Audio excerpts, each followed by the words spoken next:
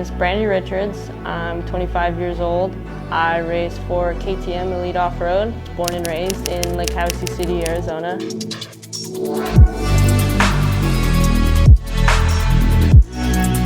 Stunning individual performance from Brandy Richards, who gained over 30 seconds on every other rider just in the opening special.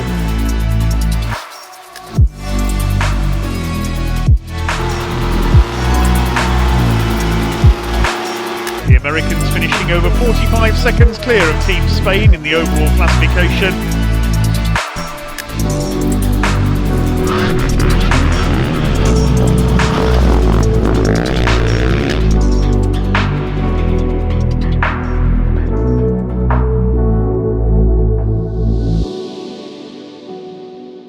Grew up racing Worcs. I actually started the very first year they had their season, their very first season. They came through Lake Havasu, and I just kind of went there with my dad and watched it and loved it and wanted to do it. So we went to the next round and we're hooked ever since, and I've been racing Worcs pretty much every season since then, so that's pretty cool to see how much it's progressed and been around for so long.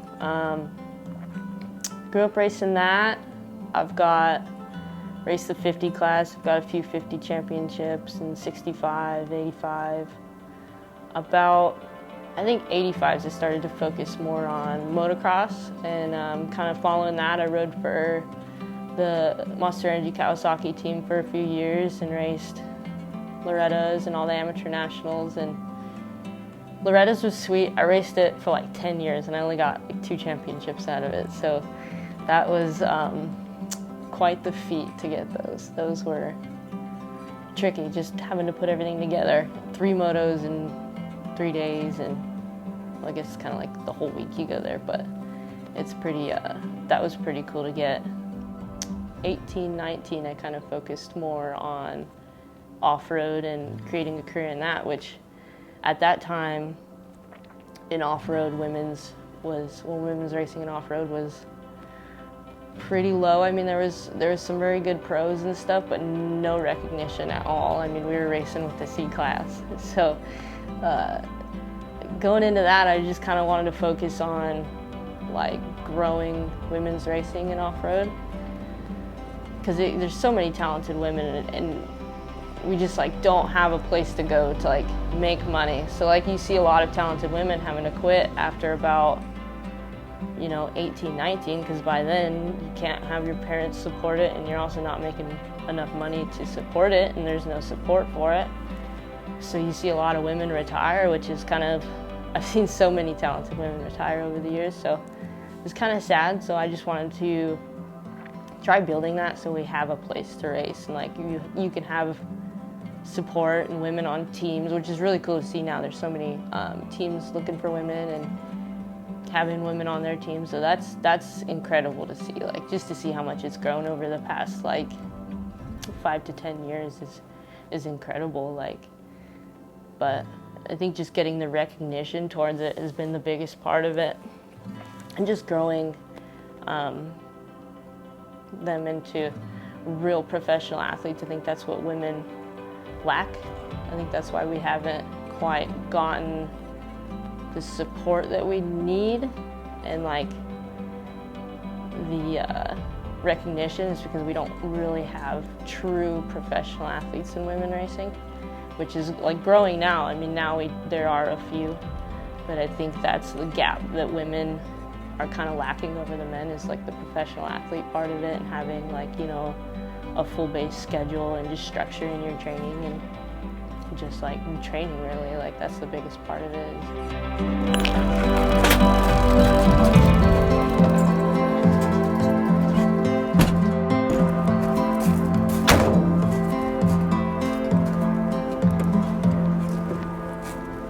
The riding here is like actually really difficult. Like there's like, I think that's why there's a lot of fast racers from Havasu, because the riding out here is pretty challenging. Like you could go anywhere. You can get rocks hard packed, or you could go to like over here where we're going, which is all sand, which is nice. Or you can go, I have another place that I've been going to that's like by the interstate. That's like a different kind of sand with just, it's in a wash, so it's got like a bunch of random big rocks everywhere. So that's fun, but it's more flat. This has a lot of like elevation changes with some cool jumps and stuff, so that's fun. It makes it fun.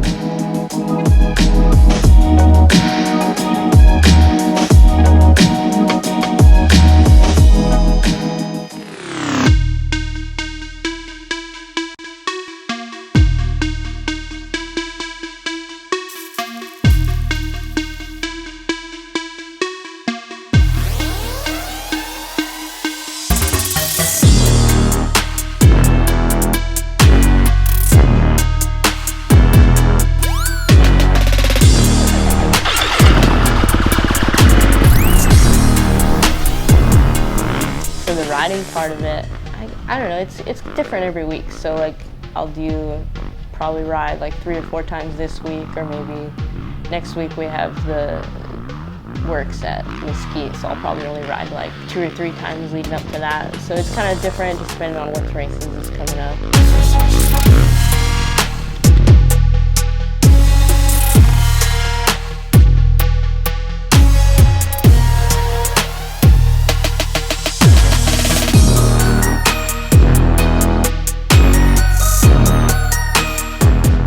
Doing a lot more like kind of motos, not super long motos. I don't do any like ridiculously long, like 2-hour long motos, but like today we'll do like 2 30-minute motos. So like kind of just doing that 30-minute motos, and then like kind of some sprints in between, and just that stuff. And then a lot of technique stuff, or like you'll do like standing motos, or like motos without a back brake, and just working on your technique, and just kind of, it's sketchy, but it works.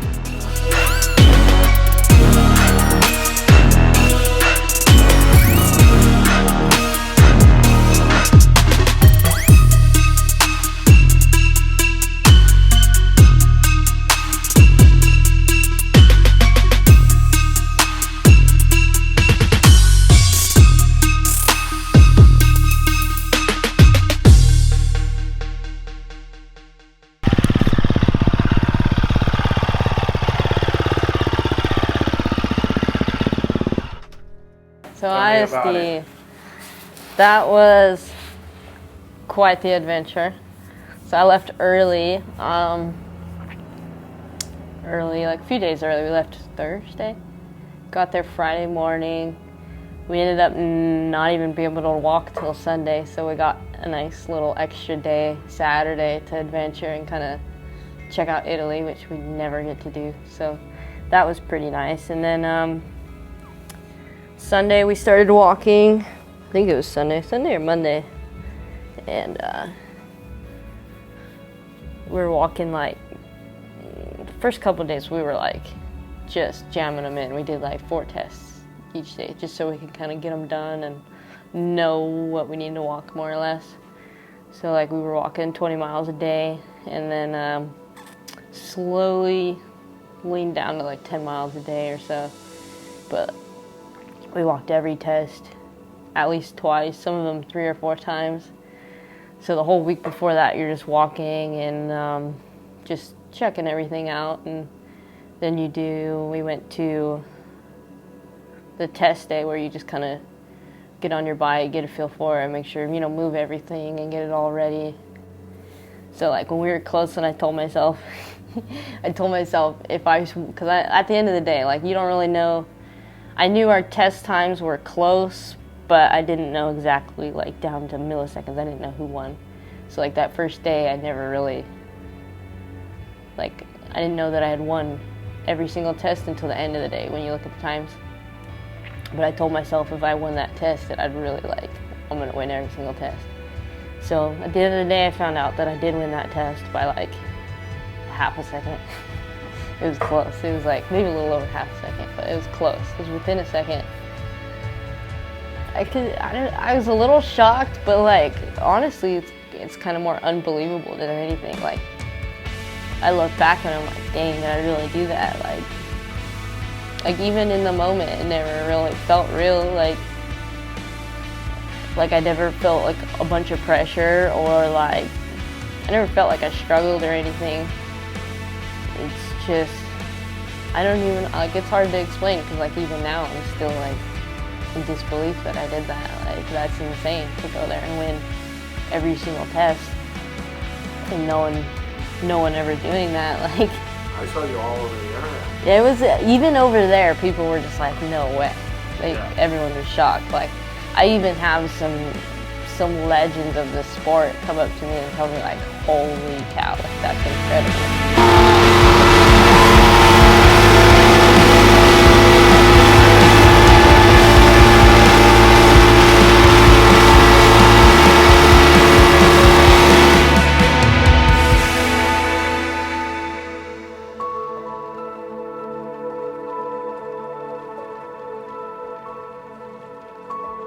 That was from the day 4 on my elbow. It was, we called it logging road test because it was like up in the mountains and it was almost like fire roads just through all these trees in the mountains. And it had this like rock. It was like the whole ground was rock, like, and just like both my wheels like slid out at the same time. Like I was on the ground before I knew it. Like I was still riding and I hit the ground and I'm like, what happened? So like I got the good hole in my elbow. What? Yeah, it was, well, so I didn't even know that I hurt my elbow or anything. I just like got up and started going. And then like throughout the test, I could feel my elbow like soaking wet. And I'm like, I didn't fall in water. So I was like, that's gotta be blood. So then I finished the test and I looked at it and I was like, holy cow. Yeah, that's gnarly. Yeah, but I thought it was gonna be way worse. I mean, I have a picture of it, but it was just like a hole. Like, I don't know what. Yeah, I've got the picture. I don't know what. There's even like a tiny hole in the jersey. Like, I must have like been. Something punctured? Yeah, like something punctured me. And like, well, now I have like no feeling on my skin there. But yeah, it just like.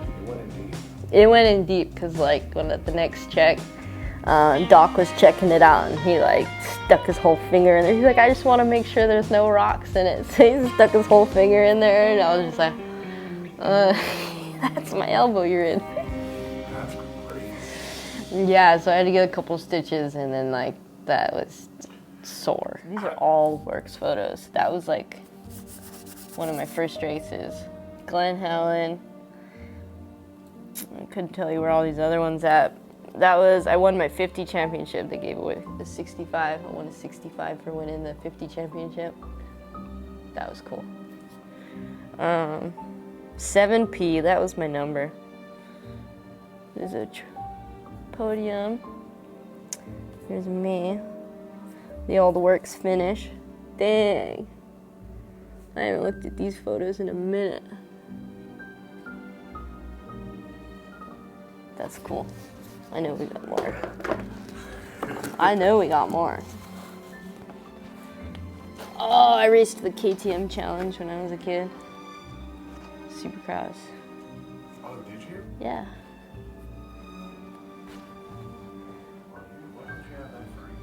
I don't know.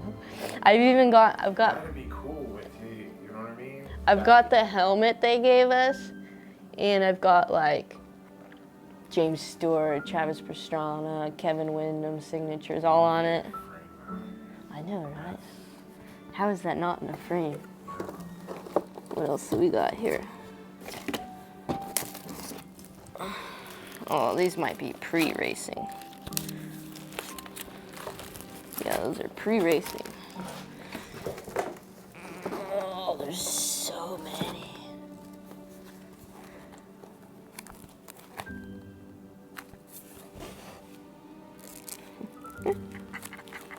Oh my gosh. So when I won my first championship, we went to the award ceremony. My dad, or my mom, made me wear a dress. And it's literally the only time in my entire life I've ever worn a dress. And there's pictures of it. I gotta see this. I didn't even know there was pictures of it.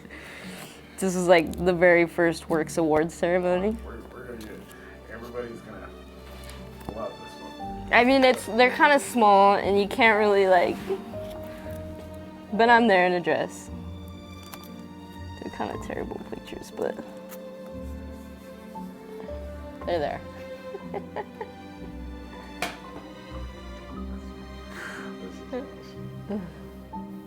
I can't believe there's pictures. I didn't even know. Tell me who you are. I'm Dad.